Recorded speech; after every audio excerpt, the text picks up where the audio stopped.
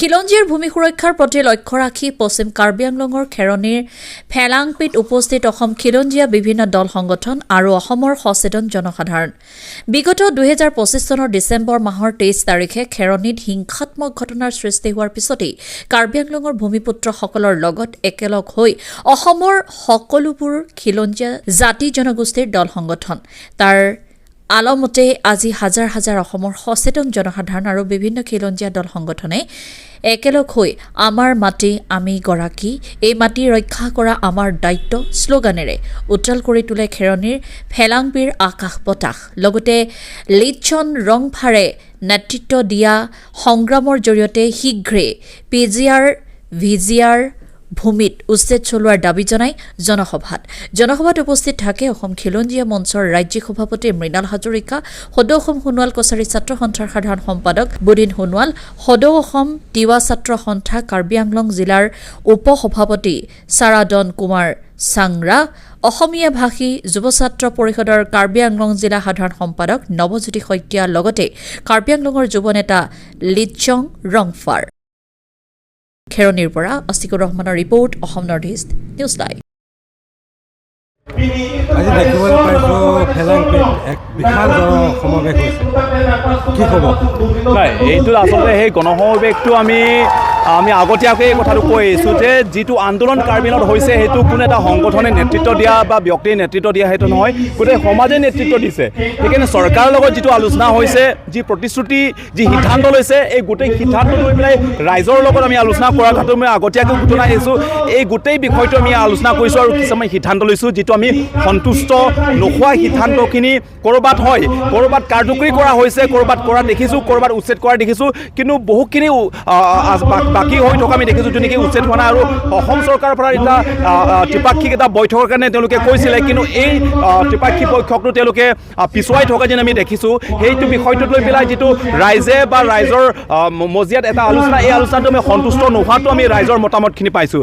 যিহেতু সন্তুষ্ট পোৱা নাই, আমি এই গোটেই ভূমিক লৈ পেলাই আমাৰ সুৰক্ষা অস্তিত্ব বা সেই গোটেই কাৰ্বি আংলঙৰ সমস্যাটো লৈ পেলাই পুনৰ কাৰ্বি আংলঙত আকৌ এটা আন্দোলনখিনি আৰু আৰম্ভ হ'ব গৈ আছে। সেইটোৱে আজি কোন দল সংগঠনৰ লোক আহিছিল ইয়াতে? নাই, ইয়াতে দল সংগঠন বুলি নহয়, এতিয়া সমগ্ৰ অসমৰ পৰা, নামনি অসমৰ পৰা, উজনি অসমৰ পৰা আৰু গোটেইখিনি লোক আহিলে। তেওঁলোকে, মই ইয়াত দল হিচাপে মই লগত দিয়া নাই, কিন্তু কাৰ্বি আংলঙত বিভিন্ন ধৰণৰ দল সংগঠন আছে, পাৰ্টি আছে, সংগঠন আছে, কিন্তু ইয়াত কোনো এটা পাৰ্টি, নিৰ্দিষ্ট পাৰ্টি, নিৰপেক্ষভাৱে সকলোৱে এজন কাৰ্বি, এজন খিলঞ্জীয়া এটা কৰ্তব্যৰ দায়িত্ব পালন কৰিবলগীয়া এজন ব্যক্তি হিচাপে সকলোৱে ইয়াত আহিছে, থিয় দিছে। আৰু ঐতিহাসিক কাৰ্বি আংলঙত প্ৰথমবাৰৰ বাবে এনে ডাঙৰ এটা সেই গণসমাৱেশ কাৰ্বি আংলঙত আমি দেখিব পাইছোঁ। কাৰ্বি আংলংখন ভাৰতবৰ্ষৰ সংবিধানৰ 6ষ্ঠ অনুচ্ছেদ আধাৰত গঠিত 1954 গঠন হৈছিল। যে এই কাৰ্বি আংলঙৰ লোকসকলৰ যি ভূমি অধিকাৰ, সেই আমি ভাবোঁ যে ভূমি অধিকাৰটো কাৰ্বি লোকসকলৰ থাকিব লাগে। আজি যি ধৰণে 6 দলৰ এৰিয়াত যিসকল কাৰ্বি লোক বসবাস কৰিছে, তেওঁলোকে পিজিআৰ ভিজিআৰ যিখিনি ভূমি তেওঁলোকে উচ্ছেদ বিচাৰিছে বহিৰাগতৰ পৰা। তেওঁলোকৰ এই দাবী যিটো দীৰ্ঘদিনীয়া যিটো দাবী, সেইটো আমি ভাবোঁ যে কাৰ্বি অট'নমাছ কাউন্সিল আৰু অসম চৰকাৰে এইটো পূৰ্ণ কৰিব লাগে। আৰু সদৌ অসম সোণোৱাল কছাৰী ছাত্ৰ সন্থাই আজি এই প্ৰতিবাদস্থলীৰ পৰা আমি অসম চৰকাৰৰ আহ্বান জনাইছোঁ, কাৰ্বি আংলং অট'নমাছ কাউন্সিলৰ তুলিৰাম নেতৃত্বাধীন চৰকাৰখনৰ আহ্বান জনাইছে যে অতি শীঘ্ৰে ৰাইজৰ যিটো দাবী, সেই দাবীটো অতি শীঘ্ৰে মানি লৈ এই পিজিআৰ ভিজিআৰ অঞ্চলসমূহ উচ্ছেদ কৰিব লাগে, যিহেতু চৰকাৰী ভূমি। আৰু এই চৰকাৰী ভূমিখিনি যিহেতু বাহিৰাগতসকলৰ যেতিয়া ভূমি অধিকাৰ থাকিব, তেতিয়া কাৰ্বিসকল ক'ত যাব? কাৰ্বিসকলৰ মাটি ক'ত যাব? কাৰ্বিসকলে তেওঁলোকৰ কলা কৃষ্টি সংস্কৃতি কি ধৰণে ৰক্ষা কৰিব? এইসমূহৰ প্ৰশ্ন আহি পৰিছে। সময়ৰ আহ্বান, এই সময় আহ্বানক কাৰ্বি ৰাইজে যি ধৰণে এই সময় আহ্বানক তেওঁলোকে আহ্বান জনাইছে, আৰু এই আহ্বানৰ প্ৰতি আমাৰ পূৰ্ণ সমৰ্থন আছে। কাৰ্বি ৰাইজৰ প্ৰতি পূৰ্ণ সমৰ্থন আছে। কাৰ্বি আংলঙত বসবাস কৰা খিলঞ্জীয়া জনগোষ্ঠীৰ প্ৰতি সোণোৱাল কছাৰী ছাত্ৰ সন্থাৰ পৰা দায়বদ্ধতা। আৰু সেইকাৰণে আমি এই প্ৰতিবাদস্থলীৰ পৰা অসমৰ মাননীয় মুখ্যমন্ত্ৰী আৰু ভাৰত চৰকাৰৰ প্ৰধানমন্ত্ৰীক আমি অনুৰোধ জনাইছোঁ যে অতি শীঘ্ৰে পিজিআৰ ভিজিআৰ ভূমিসমূহ কাৰ্বি ৰাইজৰ দাবীৰ প্ৰতি, কাৰ্বি ৰাইজৰ যিটো ন্যায় প্ৰাপ্তিৰ দাবী, সেই ন্যায় প্ৰাপ্তিৰ সন্মান জনাই অতি শীঘ্ৰে উচ্ছেদ কৰক। আৰু আমি এই কথাটো দেখিছোঁ যে যিহেতু বহিৰাগতসকলৰ যি কলা কৃষ্টি সংস্কৃতি, নিশ্চয় আজি বিজেপি চৰকাৰৰ যি হিন্দুস্তানী, এই তিনিটাই নিশ্চয় খিলঞ্জীয়াসকলৰ ভূমিপুত্ৰসকলৰ যি কলা কৃষ্টি নিশ্চয় প্ৰভাৱ পৰিব। আমি দেখিছোঁ সোণোৱাল কছাৰী হিচাপে তাৰ আমি ভুক্তভোগী। আমিও দেখিছোঁ হিন্দী, হিন্দুস্তানী যি বিজেপি আধাৰ, সেই আধাৰত নিশ্চয় যদি এই আধাৰটো থাকে, নিশ্চয় খিলঞ্জীয়া লোকসকলৰ তেওঁলোকৰ কলা কৃষ্টি সংস্কৃতিৰ প্ৰতি নিশ্চয় ভাবুকি আহিব। সেইকাৰণে এই 6 শিডিউল ভাৰতবৰ্ষৰ সংবিধানৰ আটাইতকৈ সুৰক্ষিত বুলি যিটো ভবা হয়, সেই সুৰক্ষিতৰ যিটো ব্যৱস্থা, সেই ব্যৱস্থাটো সুৰক্ষিত কৰি ৰাখক। কাৰ্বি ৰাইজৰ ন্যায় অধিকাৰখনক সন্মান জনাবৰ কাৰণে আমি তুলিয়াম ৰহমান ডাঙৰীয়াক এই মঞ্চৰ পৰা আমি অনুৰোধ জনাম। Thank you. ইতিমধ্যে আজি সমন্বয়ৰ ক্ষেত্ৰ বুলি ক'ব পাৰি, যিহেতুকে পোনপ্ৰথমবাৰৰ বাবে সকলো মিলি আৰু এটা বিশেষ আন্দোলন, যেনেকৈ আমাৰ যি অধিকাৰৰ বাবেই সকলো ৰাইজে আগবাঢ়িছে আৰু আজি আপুনি ইয়াত উপস্থিত হৈছে, কেনেকুৱা মনৰ ভাৱ আৰু আপুনি কি ক'ব? এইটো এটা চেষ্টা আমাৰ ফালৰ পৰা আছিলে যে ইয়াৰ গোটেই ইণ্ডিজিনিয়াছ মানুহখিনি একত্ৰিত হোৱাটো। আমি আগতে আহিছোঁ, আহি মেলি পেলাই মিটিং কৰিছোঁ আৰু বেচিকেলি মানে লিডছন ৰংফাৰ একদম মানে এটা ব্ৰড মাইণ্ডেড আৰু মেচিয়ৰ্ড ল'ৰা হয় আৰু ডাইনামিক ল'ৰা। আৰু তেওঁৰ যিখিনি চিন্তা, সেই চিন্তাখিনি আচলতে সকলোখিনি মানুহক এক কৰিবৰ কাৰণে সুবিধা হৈছে। এতিয়া প্ৰতিটো কমিউনিটিৰ নিজৰ গ্ৰিভেঞ্চেছ আছে। এতিয়া বড়োসকলে ST ষ্টেটাছ বিচাৰি আছে বা ইয়াত অসমীয়া ভাষী যিখিনি মানুহ আছে তেওঁলোকৰো বহুখিনি বিষয়ত ডিপ্ৰাইভ হৈ আছে, তেওঁলোকৰো বহুতখিনি কথা আছে। এই গোটেইবিলাক যেতিয়া মুখামুখিকৈ বহি আলোচনা কৰিছে মুকলিকে, তাৰপিছত চবেই ফ্ৰী হৈ গৈছে আৰু ইউনাইটেডলি এটা এফৰ্ট দিবৰ কাৰণে আজি মানে ইয়াত লগ হৈছে। আৰু ইতিমধ্যে যি এটা আন্দোলন, যেনেকৈ PGR মাটি বুলি কয় নহয়, অসমতো তেনেকুৱা বিভিন্ন উচ্ছেদ অভিযান আছে, কিন্তু ইয়াত যি উচ্ছেদ অভিযান হ'ব লাগিছিল এইটো চাওক, দিল্লী দিছপুৰৰ গোটেই মেচিনেৰীটো এইখিনি মানুহক প্ৰটেকশ্যন দিবলগীয়া আছে। অসমৰ ইণ্ডিজিনিয়াছ মানুহৰ কাৰণে নাই দিল্লী দিছপুৰ। এইটোতো আমি 40-45 বছৰ আগতেই কৈছোঁ। আমি যিখন প্লেটফৰ্মত আছিলোঁ, আমি এই কথাখিনি জানো কাৰণেতো আমি মানে ওলাই গৈছিলোঁ। তো সেই একেটা অৱস্থাটো এতিয়াও আছে, ভৱিষ্যতেও থাকিব। এই যে মানে এভিকশ্যনটো জাষ্ট মানুহখিনিক এটা মানে শ্ব' কৰিবৰ কাৰণে অলপকৈ কৰি দিলে, তাৰপিছত এই মন্দিৰটো ৰাখি দিলে, বাকীবিলাক ভাঙি দিলে, অকল মন্দিৰটো ৰাখি দিলে, সেইটোতে প্ৰমাণ যে দিল্লী দিছপুৰৰ কাৰ মানে পক্ষত আছে, প্ৰমাণটো তাতে আছে। গতিকে এই বস্তুটো মানুহে বুজি পাব লাগিব, আমাৰ মানুহখিনিয়ে বুজি পাব লাগিব। বুজি লৈ পেলাই এইটো ইমান দিনে আজি কাৰ্বি ৰাইজে অকলে যুঁজ কৰি আছিলে, সেইকাৰণে ইমান গুৰুত্ব পোৱা নাছিলে। এতিয়া যিহেতু বাকী ইণ্ডিজিনিয়াছ কমিউনিটি তেওঁলোকৰ লগলৈ আহিব, তেতিয়াহ'লে নিশ্চয়কৈ চৰকাৰে ভাবিবলৈ বাধ্য হ'ব।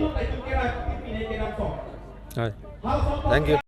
নমস্কাৰ, আমি পশ্চিম কাৰ্বি আংলং অসমীয়া ভাষিক খিলঞ্জীয়াৰ সমিতি হৈ আহিছোঁ আৰু আমি বিচাৰিছোঁ কাৰ্বি আংলঙত অসমীয়াৰ খিলঞ্জীয়া যিমানখিনি সমিতি আছে বা যিমান ৰাইজ আছে, একতা ঐক্যবদ্ধ হ'ব লাগিব। কাৰণ কোনো এটা সংগঠনে কাৰ্বি আংলঙত নিজাববীয়াকৈ কোনো ধৰণৰ কাম কৰাত সফল নহ'ব। কাৰণ অসমীয়া প্ৰকৃত আমি সকলো অসমীয়া, যিমানটা অসমত খিলঞ্জীয়া ভূমিপুত্ৰসকল আছে সকলো অসমীয়া। সেয়ে আজি আমি খিলাংফিত আমি তৰাডুবি পশ্চিম কাৰ্বি আংলং হৈ আমি সমিতি সকলো সদস্য আৰু আমি অসমীয়া ভাষিক সংগঠনৰ সংগ্ৰামী নেতাসকল আহিছোঁ। আমি খিলাংফিত সকলো সংগঠন আমি এক হৈ যুঁজিম আৰু ঐক্যবদ্ধ হৈ কাৰ্বি আংলঙত এটা সুস্থিৰ পৰিৱেশ আনিবলৈ আমি চেষ্টা কৰিম। লগতে মই জনাব বিচাৰিছোঁ, কাৰ্বি আংলং যেতিয়া গঠিত হৈছিল 1951 চনত মিকি পাহাৰ হৈ, তেতিয়াই আমি অসমীয়াৰ এই কাৰ্বি আংলং 6 শিডিউল এৰিয়াত আমি সোমাই পৰিছিলোঁ। সেয়ে আমি কাৰ্বি বন্ধুসকলৰ আমাৰ ভাই ককাই আৰু আমি ডিমাচাসকলত আমি ভাই ককাই, আমি বড়োসকলৰ আমি ভাই ককাই, তিৰুৱাসকলৰ লগত আমি ভাই ককাই, আমি একেলগে আছোঁ আৰু একেলগে থাকিম, স্পষ্ট কথা। কিন্তু আমাৰ অসমীয়া খিলঞ্জীয়া ঐক্য আজিৰ পৰাই এটা ইতিহাস দিন হৈ ৰখিব। আমি খিলাংফিত আহিছোঁ, কাৰ্বি আংলঙৰ যিমানটা খিলঞ্জীয়া জনগোষ্ঠী এক হ'বলৈ আহিছোঁ আৰু এতিয়াৰ পৰাই আমি স্পষ্টকৈ সকিয়নি দিব বিচাৰিছোঁ, কাৰ্বি আংলঙত যিমানটা খিলঞ্জীয়া জনগোষ্ঠী আছে সকলো আজিৰ পৰা আমি এক আৰু এটা শক্তিশালী পদক্ষেপ লৈ পেলাই আমি আগুৱাই যাম। এভেকশ্যন চিধা কথা, এভেকশ্যন কৰিবই লাগিব। কাৰণ আমি অসমীয়া, আমি খিলঞ্জীয়া পুত্ৰ আৰু ভূমিপুত্ৰ। কাৰণ আমাৰ বহিৰাগত কোনোবা মানুহে আহি আমাৰ মাটি দখল কৰিব, আমাৰ ভাই ককাইক অপদস্থ কৰিব, আমি কোনো কাৰণে সহ্য আৰু কৰিব নোৱাৰোঁ। সেয়েহে আমাৰ স্পষ্ট কথা, অসম চৰকাৰক আমি সকিয়নি জনাইছোঁ আৰু কাউন্সিলৰ মুখ্য কাৰ্যবাহী সদস্য ডক্টৰ তুলিয়াম ৰঙাক আমি স্পষ্টকৈ এই খিলাংফিৰ পৰা আমি জনাব বিচাৰিছোঁ কাৰ্বি আংলঙত যিমানখিনি অবৈধভাৱে দখল কৰি আছে সেই সকলো বেদখলকাৰী মুক্ত হ'ব লাগে আমাৰ ইয়াৰ পৰা স্পষ্ট ঘোষণা। নিশ্চয় নিশ্চয় আমি ডক্টৰ তুলিয়াম ৰঙাহক এতিয়াও বিশ্বাস কৰি আছোঁ, আগতেও বিশ্বাস কৰোঁ। সেয়েহে আমি কাৰ্বি আংলঙত তেখেতক বিপুল ভোটত জয়যুক্ত কৰি আমি CM পাতিছোঁ। সেয়ে আমি তেখেতৰ প্ৰতি এতিয়াও বিশ্বাস আছে, অতি কম সময়ৰ ভিতৰতেই আমাৰ যিমান কাৰ্বি আংলঙত অবৈধভাৱে বেদখল কৰি আছে সকলো মুক্ত কৰিবৰ কাৰণে আমি এই ফিলাংফি আজি এই সমাৱেশ হৈছোঁ আমি সকলো জনগোষ্ঠী। ইয়াৰ পৰা আমি তেখেতক স্পষ্টকৈ আমি সকিয়নি জনাইছোঁ, তেখেতে খুব কম সময়ৰ ভিতৰত আমাৰ কাৰ্বি আংলঙত বেদখলকাৰীক মুক্ত কৰিবৰ কাৰণে আমি অনুৰোধ জনাইছোঁ।